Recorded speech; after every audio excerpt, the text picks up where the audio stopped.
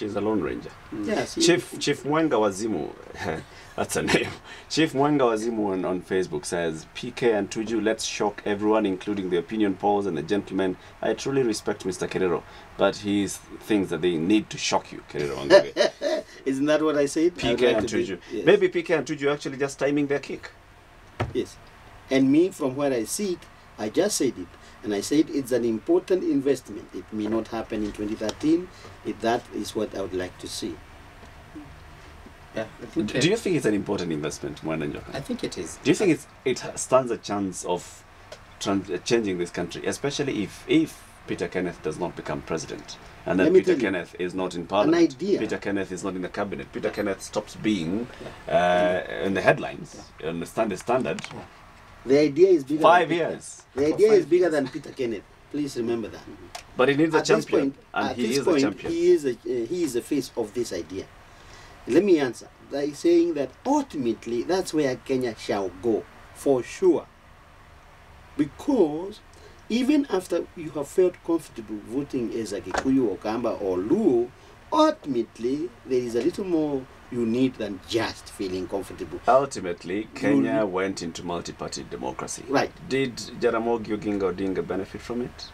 Benefit? Was this about him? Was this about him, or was it about the country? Was it a worthy investment? Absolutely. How can you ask that question? Personal Eric? Investment. How can you? It's not. You make a personal contribution to an idea that you guide your country. And you don't have most of the time people lead revolutions don't end up being the beneficiaries. You can look from independence and not just this country, but in any case, you are not doing it so that you benefit. I am getting disappointed with you, Latif. Yeah. You must be very clear. Those who fight for freedom, their reward is freedom. Nothing more. And Jaramogi you look at and Jaramogi achieved what he fought for. Look at somebody like Kenneth Matiba. He paid with his businesses, his health. Yep. And in the last election, he performed. I think he was on the ballot paper, if I'm not wrong. In the 2007. Who? Kenneth Matiba. Was he? No. There was, and he had 100 votes or something. He was, right? Yeah, he was. He was.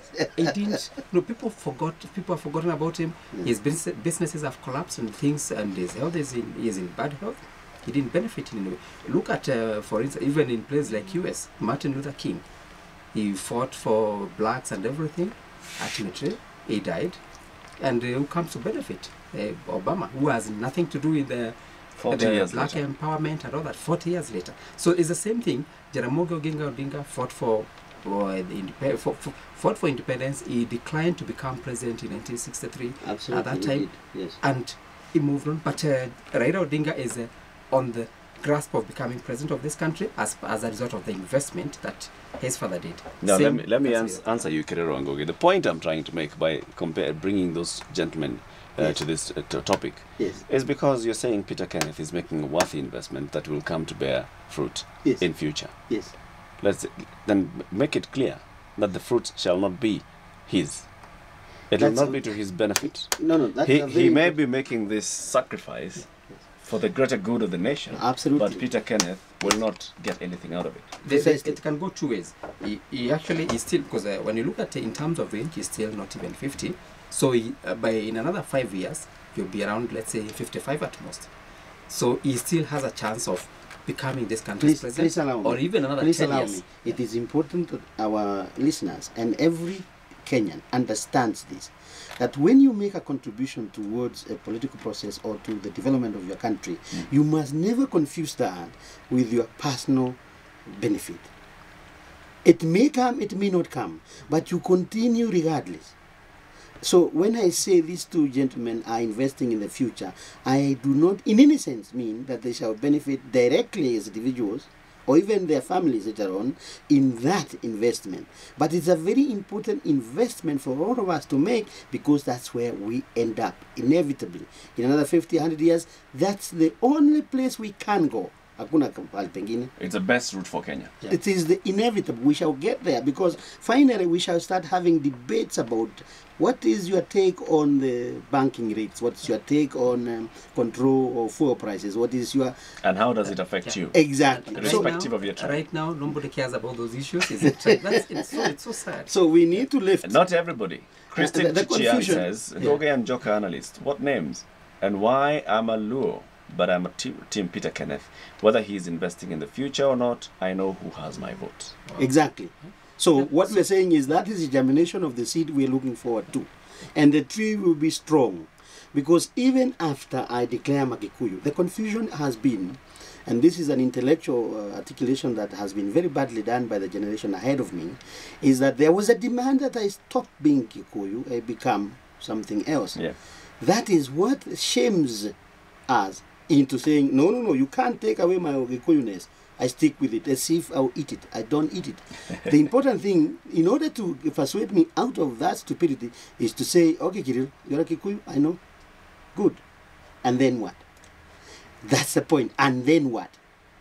Once you allow people to get comfortable with their identity, and now we have actually articulated it in the Constitution. We have admitted that we recognize our ethnic diversity. So the thing to do is, now that there's no issue as to who you are, and that is not enough, what next? Yeah. What's next is what these two young people represent. Yeah, to focus on issues. Exactly. Let's conclude today's discussion, and I've got to ask you, Kerero Wangoge, you come from Kiambu County. Yes. And we've seen what happened in Kiambu County. I mean, this is just party leadership at the grassroots level. Correct. And we saw chairs being thrown. Yes. And the leading lights are the people who want to be governor of Kiambu. Really? It was a fiasco, a shameful fiasco. And the way it happened, the occasion was intended to elect TNA officials in Kiambu. And people were seated. And then one of the aspirants, I'll spare him the announcement, then brings a hood of hooligans who disperses everybody. And chairs are thrown. And then they come in as if they are bringing peace. And then the whole thing is calmed down and his people become the TNA officials. The important thing here is this. TNA leadership, Uhuru specifically, at the top, did not speak against it, did not condemn it, they condoned it. And this is one of the things I fear. Because when there is such a political clout, and we know how he acquired that, then you start having threats of tyranny. And that is important. So Kiambu people have a challenge. They must face and counter that hooliganism, even if Uhuru Kenyatta, who they want to elect as president, doesn't care. They have a responsibility to sort it out, whether Uhuru does it or not. To be fair to the political party, I have seen statements and I have seen the action being taken by the political leadership of the political party. They have summoned all those candidates and they're supposed to be investigating what's happening. And the verdict will be when? 6th, long after 4th. What we should be asking is why is this happening? You know, one of the, in some, as you're very well aware, in most of parts of the country, in, let's say for instance, in Central and Mount Kenya area, the TNA nomination will most likely be there. The person who clinches the TNA ticket. Once you get that, you are home and dry. The same thing will happen. We will see a lot of a fight for nomination because that is where the real game is. The election will be just it will be a routine. It's true. In fact, Raila Odinga's statement these past 2 weeks has just been about ODM nominations. Yeah. He started his rally in Tononoka, Mombasa this afternoon. Yeah. The first thing he said, I want to talk about ODM nominations, saying I want to assure you that the party leader has no power to pick any candidate. There is nobody who will ever come back to the grassroots saying that they've been given an automatic ticket from ODM headquarters. Let's make this very clear, because this is a divisive factor. Yeah, and that is political rhetoric. Yeah, it's easier said the evidence on the ground up until today runs extremely counter to what he has just stated.